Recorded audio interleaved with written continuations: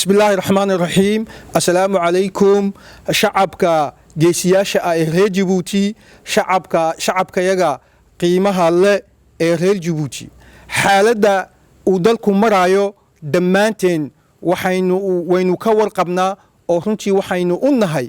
xoog ogaal sidaad wada ogsoontihiin waxa loo soo xamaan qaatay oo la rabaa in qalinka lagu duugo dastuurkii inaga dhaxeeyay ina mideynayay xaqiijinayay wada jirkeena iyo midnimadeena qaran in mar labaad dib loo bedelo 2010kii runtii waxay ahayd sanad madow buu ahaa sababtoo ah waa markii ugu horeysay ee xamaanta loo qaato in dastuurka la bedelo lagana dhigay runtii shaad la isleekaysiistay oo gaar ah maanta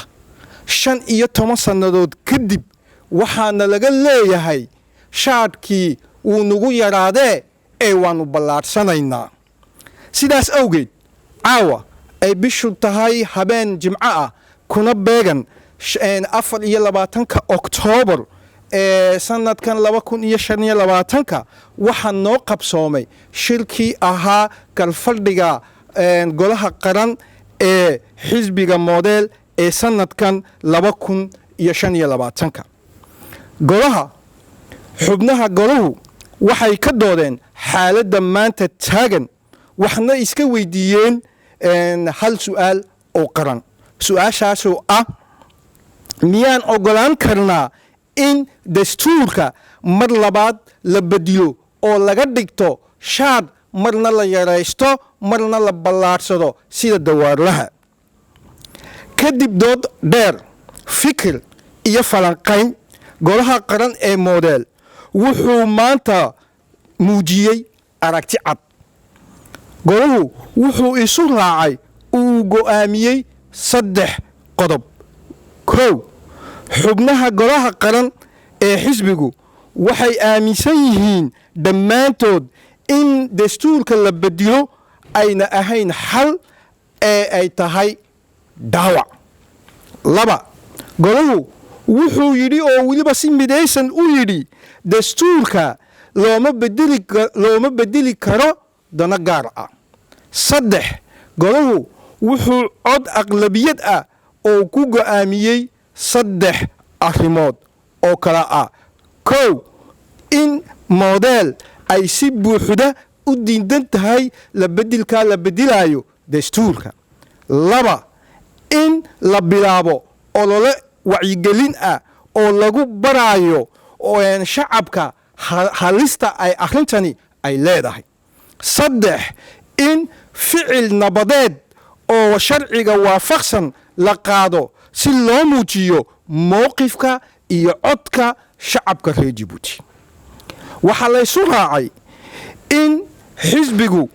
3 talo oo golahu soo gudbiyey si dhab ah loo hirgeliyo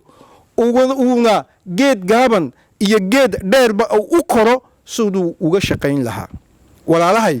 shacabka qiimaha leh ee reer Djibouti dalkani waa dal ay awowyaasheen iyo aabbayaasheen ay ku bixiyeen dadaal iyo nafuris dastuurkuna waa heshiiskii aynu ku heshiinay waa asaaska cadaaladda waa xadhiga mideeya qaranka waa lafta nolosha ee dowladnimadeena sidaas awgeed dastuurkan iyo arrintan maanta taagani arrin oo xisbiyada oo keliya u taala maaha ee waa arrin qaran waa arrin bulshada oo dhan qusaysa waa arrin qusaysa mustaqbalka dalka iyo mustaqbalka caruurteena marka maanta haddii laga aamuso bari waxaynu noqonaynaa dee inaynu la adoonsado unbaynu ogolaanaynaa hadduu ilaahay raado dee mahmaabaa hore u jiri nin aanan u baranin maya wuxuu ku khasaaraa haada buu ku khasaaraa hadda waxaan leenahay haadan maanta la isla daba sibiqlaynaayo waa haadii uu dalku ku khasaarayay xildhibaanadan haada mooye ee mayaba aa garanayn yakana waxaanu ka leenahay sharaftiinnu waxay ku jirtaa diidmada dulmiga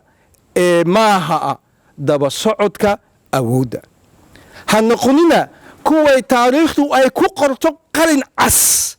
ee la odhan doono waa kuwii maalintii la qowracayay dastuurka qalinkooga ku duugay ee noqda kuway taariikhdu xusi doonto ee la odhan doono waxa weeye geesiyaashii ishortaagay maalintii dastuurka la qowracayay. walaalahay, ilaahay haynaga dhigo kuwa isu taaga cadaaladda, kuwa isu taaga danta guud,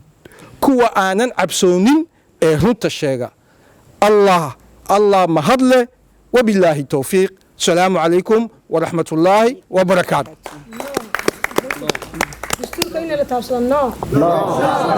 دستور كاين على تابسدو؟ نو. دستور كاين على تابسدو؟ نو.